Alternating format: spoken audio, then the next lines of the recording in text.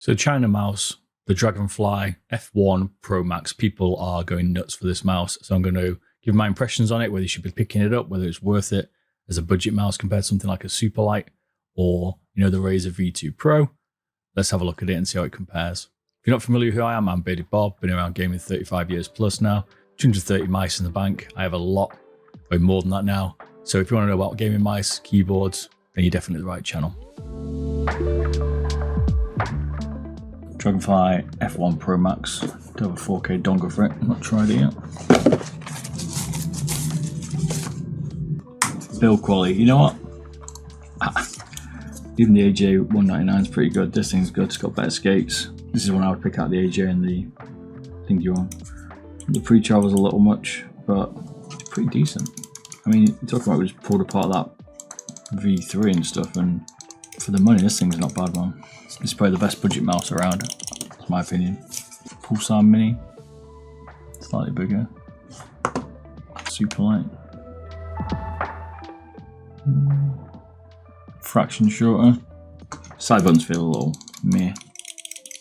Feels a little bit soft on the side if you really want to push it.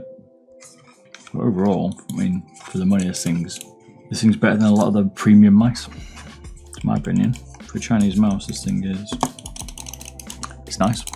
Sensor positions, I'll look. But this one's got the better skates than the AJ. And I think this is probably going to be built slightly better, but we'll see. We've got a teardown of the AJ coming out tomorrow. So we'll see. The sensor's forward on that one, looks like.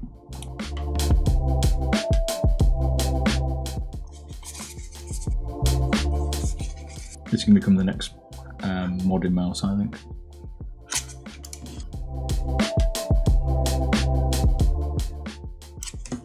Is that the button out? Yeah, button's out. What's the button in? It's thinner at the bottom, but maybe not.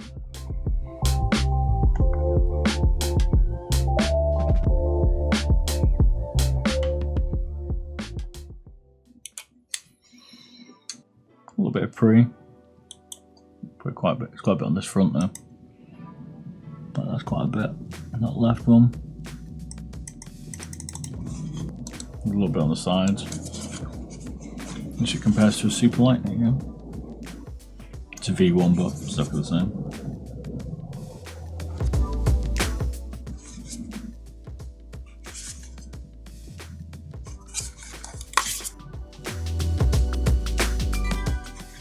G Pro Mini. I wouldn't say it was, but I wouldn't even call it a mini. It's a little bit smaller, maybe. It's not that much smaller, is it? Looks like the front's not as sloped. Back, maybe similar.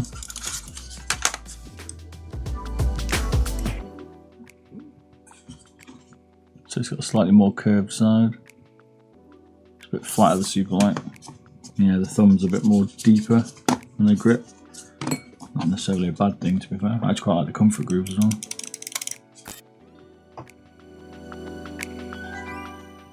.56, geez. A similar shape. It's definitely got more of a thumb curve in it.